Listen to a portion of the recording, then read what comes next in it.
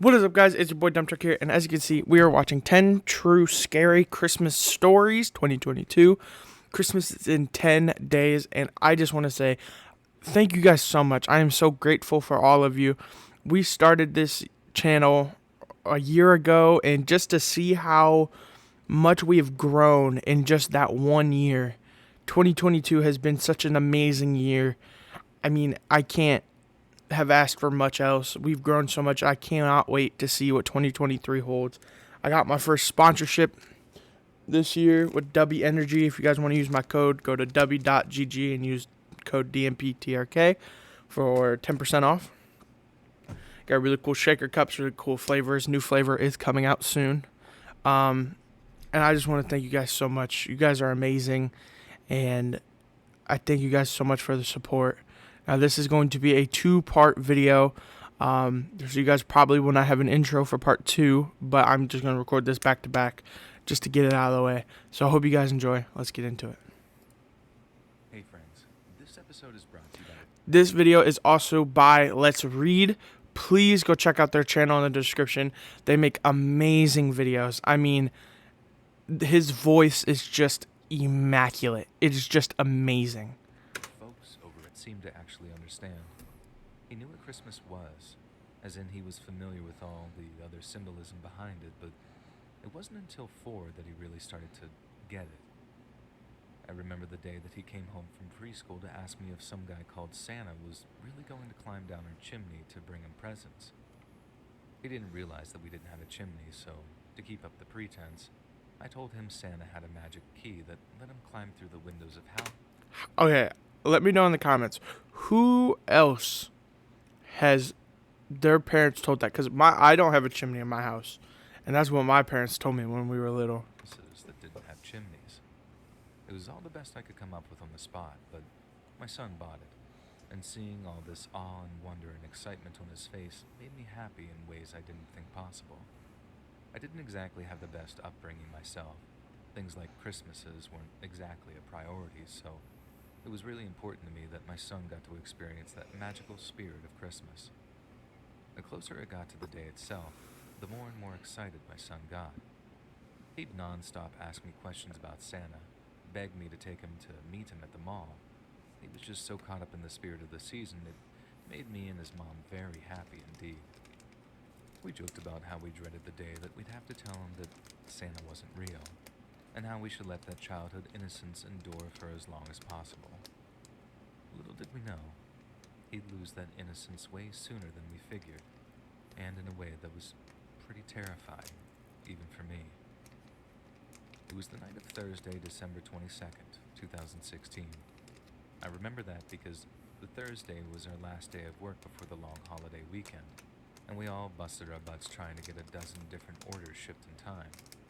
Needless to say, I was exhausted by the time I got home, and both me and my wife headed to bed early so we could get a head start on all the holiday-related chores in the morning. I pretty much passed out as soon as my head hit the pillow, but then the next thing I know, I'm opening up my eyes to the sight of my son standing over me. The room's still dark, and he's asking me about Santa again. I had to roll over and ask him to repeat the question. I would have punched that kid in the face. Dog, I would. Oh my. Let my son in the middle of the night be standing over me. I get up, wake up. Like, I would. No. Hiding my irritation that he felt the need to come wake me up I in the would. middle of the night. And that's when I heard him ask, "Does Santa ever come early sometimes?" I told him no, that he only ever visited on the night of Christmas Eve, but then my son tells me that he thought that Santa was visiting our neighbors because he could see someone on the roof. Immediately, that sets alarm bells off for me, so I climb out of bed, throw on a robe to keep the nighttime chill at bay, and then head into my son's bedroom to see what he was talking about. The moment I walked into his room, I see exactly what he was talking about. His bedroom window looked out over our backyard, which in turn led out onto our rear neighbor's backyard. All the homes in our neighborhood had a 2-tier roof system, with a smaller roof leading right up to where one of the bedrooms were. And across the way, someone was quite clearly standing on the smaller roof of our neighbor's place, sticking out like a sore thumb against the backdrop of snow on the roof. They were very carefully making their way upwards towards one of the bedroom windows, a bedroom that I knew our neighbor's two little girls slept in. They moved in sometime after us, and I'd watched them re-wallpaper from beige to lilac before putting up a bunch of boy band posters. I had never actually talked to the family, I just put two and two together, so when it looked like the guy was slowly plopping his way up the gently sloping roof to their bedroom, I knew I had to do something. That's when you grab a gun, right? You line him up. You're like, and as soon as he gets up to that window, pew, he'll just fall in the snow. No one gotta know. I mean, yeah, sure, your son will think you killed Santa, but you could be like, oh no, that's a fake Santa. Big brained, big brained. I ran back into my bedroom, told my wife to call the cops, then grabbed the Ruger 22 that I used to hunt. Yes! Oh my god! Oh, dude, I love when I'm right. When I'm right, it makes me so happy. Rabbits with from time to time out of the closet. As I took it out of its case and loaded her up, I told my wife exactly what was happening, along with where she needed to send the cops. After that, I threw on my boots and ran out into the backyard wearing nothing but a bathrobe and boots to confront the guy on the neighbor's roof. First thing I did was call out to him, loud and aggressive, asking him what he thought he was doing.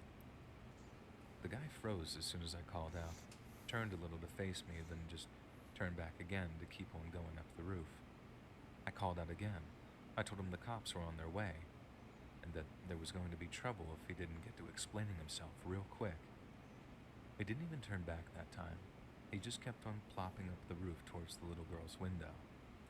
I figured a warning shot in the air might deter him, just to let him know that I was serious, and to wake the neighbors to let them know something was happening. If I got cited for it later, so be it, but at the time, I didn't have the luxury of being able to fret about bylaws and HOA regulations. So I aimed my 22 into the air and let off 2 rounds to try and keep his attention. He was crouching by the girl's bedroom window by this point, and after I fired off the 2 shots, he stopped and looked down at me for a few seconds with this wild, wide-eyed look on his face. That was the only thing that really slowed him, but although I told him the next 2 would be aimed at him, he just carried on what he was doing, and suddenly started wailing on the girl's window, trying to break the glass so he could unlock it. The moment he slammed his fist into the glass, you could hear the 2 girls inside beginning to scream, and I kept waiting for one of the girls' parents to run into the bedroom to put a gun on the guy too. But he kept punching the glass. Just shoot him. Shoot him. Listen, if you are breaking into my daughter's windows or my neighbor's daughter's windows, you don't get the luxury of warning shots, okay? Your warning shots, all right, are the ones that are going to go into your side and your face, okay? Your warning is actually just not doing it. I wouldn't even yell. I wouldn't even be like, hey, what do you think you're doing? Nope. Just gonna slide the glass door open. And just go, bang, like a war zone, you know? Just, pew, pew. Yep. Nope. Thick, double glazing too, so it wasn't budging easily, and the girls kept screaming and screaming. I didn't want to have to shoot the guy. I kept waiting for the situation to just resolve itself. I don't give a damn. Then the moment the girl's window smashed, I heard their cries even louder, and I knew I had no choice. Kill him. I didn't want to shoot the guy. Do it. In my mind, the guy was just going to surrender and stop what he was doing the moment that he saw me pointing a gun at him. And that's how it always happens in movies, right? Yeah. The good guy says freeze. The bad guy puts his hands up, and then the cops show up, take him to jail, then the good guy rides off into the sunset. Only this guy didn't seem to care that he had a gun drawn on him. All he seemed to care about was smashing his way into those little girls' bedroom so he could do God knows what with them. He seemed like he knew he was going to get caught. He probably knew that he was going to get shot breaking into houses in a state with gun laws like ours. He just didn't seem to care. All that was important to him was getting to those girls, and that's what was really terrifying me about this whole thing, even all these years later. He was going to make me carry his water, as my grandpa used to say. He was going to put the burden of taking a life on me, and for that, I'll always hate the guy. First of all, there is no, at least in my opinion, I feel like there's not a burden on taking someone's life if they deserve it. If you are trying to break into a young girl's house to do something to her, you deserve to no longer be on this earth. That is my opinion. Obviously, some people don't agree with that, which, I mean, but like, you just don't. So, like, it's just, it's one of those things. It's just one of those things. In my opinion. In my opinion. But thankfully, it didn't have to come to that. I was too focused on aiming down the sights to notice someone entering the girl's bedroom, but I sure as heck noticed the two shots that rang out as the homeowner put two bullets into the guy trying to get into his little girl's room. Yes, sir. Oh my God. The guy had stayed quiet the whole time, not a single peep as I called out or threatened to shoot him, but our neighbor's bullets hit him. He started squealing like a stuck pig, and I mean squealing. The noises he made that night made it sound like he wasn't even human, which in my estimation, he wasn't. Or at least, there's something lacking in him that made him less human than most. Mm-hmm. The bullet must have only caused a superficial wound because he just kept rolling back and forth on the roof and screaming until the cops finally showed up. The officers were able to climb up to put the guy in cuffs and render a little first aid for his gunshot wound. They had to get the fire department out with a winch to get the guy off the roof without hurting him any more than he already was. The emergency vehicles were there till dawn, and my son didn't sleep a wink until all the big trucks were gone from the neighborhood. And if you think he asked a whole bunch of questions about Santa, you should have seen how many questions he asked about that whole incident. He still enjoyed Christmas that year, as all of his presents were a great way of taking his mind off of what had just happened. He still didn't 100% understand what happened, he just knew that it was bad. My wife had managed to protect him from seeing the shooting, but he still heard the screams. To be honest, I think just about the whole neighborhood did. The guy must have been in quite a bit of pain to make the sounds that he did, but I can't say he didn't deserve it. 1000% deserved it, by the way. 1000% deserved it.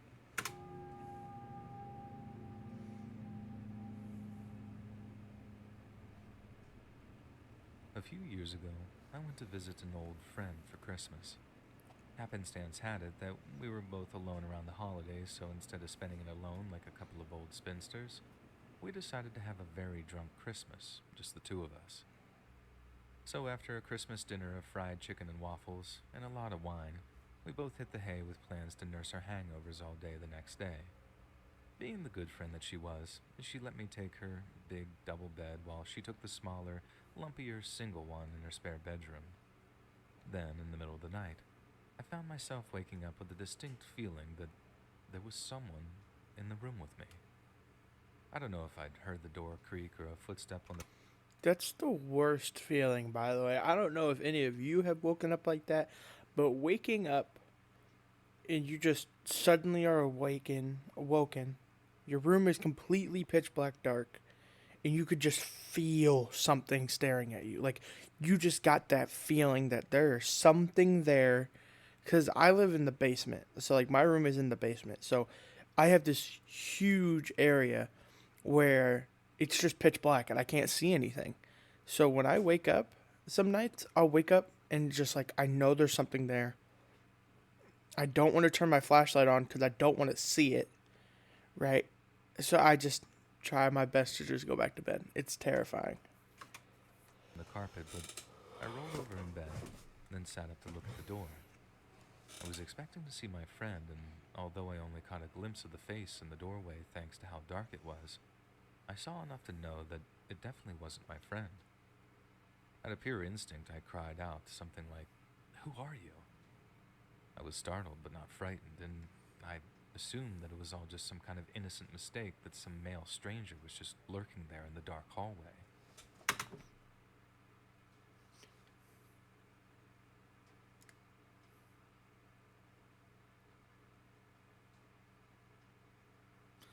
How does a guy find a way into your house and is staring into your bedroom by accident? How does that happen? Oh, oh, I'm so sorry. That was all just wishful thinking, I guess. And as the man burst into the room and attempted to restrain me, I began to scream. But then suddenly, as the man was pulling me out of bed and forcing me to the ground, he seemed to experience this sudden realization. He'd obviously assumed that since I was sleeping in my friend's bed, that I was her. And when the penny dropped, he started demanding to know where she was. I was in no fit to answer him, though. All I did was scream and cry and beg him not to hurt me. And the next thing I remember was the room's light flicking on. I opened my eyes to see my friend standing in the doorway, gun in her hand, and she's pointing it at the stranger while screaming, "Get off of her, Todd! Get off of her now!" 1,000 different thoughts go rushing through my head, and I guess it was just more wishful thinking, but I figured if my friend actually knew this guy, then things would be okay. I know how dumb that sounds in retrospect, but I was exhausted, still kind of drunk and more terrified than I'd ever been in my whole life. All I wanted was for this living nightmare to end, but the reality was, we had quite a way to go first. The creep, whose name was apparently Todd, started telling my friend that she didn't have the guts to shoot him, but she That's when you shoot them. You don't have the guts to shoot me. Oh, really? Bop. Bop. Yeah. just kept saying, "Try me." Todd then told my friend that if she didn't put the gun down, he'd hurt me, which caused my friend to start screaming, "Don't you dare!" And the whole time I was just frozen with fear. I'd never experienced anything so terrifying in my life. I couldn't see any way out of the situation that didn't get me hurt or killed in some way, either by Todd's hand or my friend's stray bullets. I begged them both to resolve the situation, more blubbers and begs than anything coherent, at least up until Todd clamped a hand over my mouth and repeated his accusation. It was obvious that the pair had some kind of history, and that's what gave me the most hope that things would end peacefully. But then, almost out of nowhere, Todd let go of me, jumped up to his feet, and rushed my friend. I heard 2 deafening shots, and at first, I thought my friend had totally missed because Todd just fell into her and took her down in the hallway. It was only when she easily struggled out from under him and he started to groan that I realized she'd actually hit him. My ears were still ringing.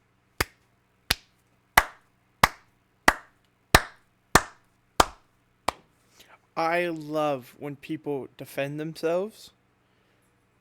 Like, if she wouldn't have shot him, right? Just imagine what he would have done to them, right? Like, that's what you got to think about. It's my life, my friend's lives are up here. People who are trying to hurt us are like down there. Like, I don't care. Like, you should not have tried to hurt us. Obviously, like, if my friend is trying to start a fight with you, then, I'm not gonna do anything terrible. But if you break into my house and are attacking my friend, right, we're gonna have a problem. And I was still frozen with fear at that point. It was all just too much for me. But when my friend barked at me to get up and follow her, I did just that, adrenaline and all. I had stepped over Todd's body to do so, and I thought that he was going to reach up and grab my ankle like it was some dumb horror movie or something, but that didn't happen. He just laid there groaning, begging us to call 911. My friend did so, but her priority was telling the cops that she was about to kill a man if he got up and started attacking her again. The EMTs showing up in a timely fashion was just pure luck on Todd's part, and he ended up surviving his injuries, and my friend avoided both criminal and civil cases in the year or so that followed, but the story of how he came to be there, bleeding on her bedroom floor, is a long and convoluted one, and I'll try to keep it as condensed as possible, but here goes. My friend was a divorcee, and around 18 months before that Christmas night, she'd met this charming bachelor named Todd. Obviously, she didn't realize what a monster he was at the time, but as the months went on, their relationship got worse and worse. My friend says it was like a frog in a pot of boiling water. Dropping it at boiling point, the frog tries to jump right back out, but lower the frog in when the water is tepid, then heat it up real slow so it barely notices, and by the time it's at boiling point, it's too late to do anything about it. The whole reason she was alone that Christmas was because she'd split up with Todd and was trying to move on. But Todd wasn't willing to, and the prospect of spending Christmas without the woman he'd once controlled was obviously too much for him. And that's how he ended up breaking in during the middle of the night, and by some miracle, it was me in her bed instead of her. Sure, what happened sucked really, really hard, and I wish it never had to happen, but like I said, it was kind of a Christmas miracle that I'd been there that night. If Todd had the chance to get the drop on her like that, if she hadn't been able to get to her gun, God knows what kind of awful things would have happened that night. I guess that makes me sound like bait in a way, as that's basically what I was that night. But she had no way of knowing he'd actually try and hurt her like that. Facts. He was a psycho, Yeah, and an aggressive one at that, but I guess obviously. sometimes you don't know if someone has the capacity to kill or not until it's far too late to do anything about it. True. Both of our situations have improved dramatically, but we still talk about it every day. And at some point in the future, we plan to hold a joint Christmas together with all of our families in tow. Things are looking much brighter, but we'll never forget the night when, by some miracle of happenstance, we ended up saving each other's lives. That's honestly like that's insane. Like that's actually like sick. You know what I'm saying? Like that is like what are the odds, right? What are the chances of that happening? That's what is crazy to me. All right, we're going to do one more story for part 1. I was working day shift on a drilling rig in the middle of nowhere, and I had volunteered to stay on over the holidays in exchange for the extra pay. At one point, the rig manager comes to me and tells me that I have to switch to nights to supervise the new guy and make sure all the assigned tasks are completed. Apparently, he failed to complete almost all of his important duties the night before, so now I'm stuck on nights until he improved. I work with this kid, and he seems good, a guy with a solid work ethic. I can't understand why he failed the previous night. We completed all the work inside, and now it was time to go get a few things done outside. I tell him that we should get after changing that oil on the loader, and he tells me that he can't work outside in the dark. I kind of laugh and say that we are definitely going to do that oil change, and he says he's scared. I look at him, and there's real fear in his eyes. I ask him why, and he tells me. Now keep in mind the rig is in the middle of nowhere, hours to the closest small town out of the bush, and his story went like this. He had done everything asked of him inside and went and started working out of the buildings on the lease outside. He got hungry, so he grabbed his lunch. He left an apple on the hood of the truck and walked away for a few minutes. When he came back, the apple was still in the hood of the truck, but there was now a bite out of it. He looked on the ground, and there were human shoe prints leading out of the trees to the truck and back into the trees.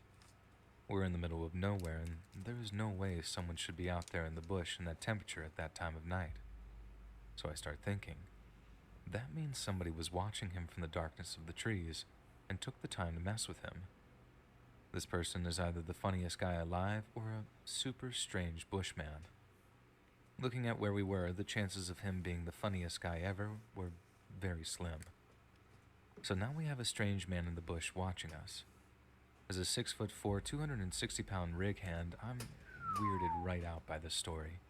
It sent a shiver right up my spine when I realized how that must have gone down. We went, and the footsteps were still there. We changed the oil, but we both had pipe wrenches as weapons in case we had a visitor, and it still creeps me out to this day.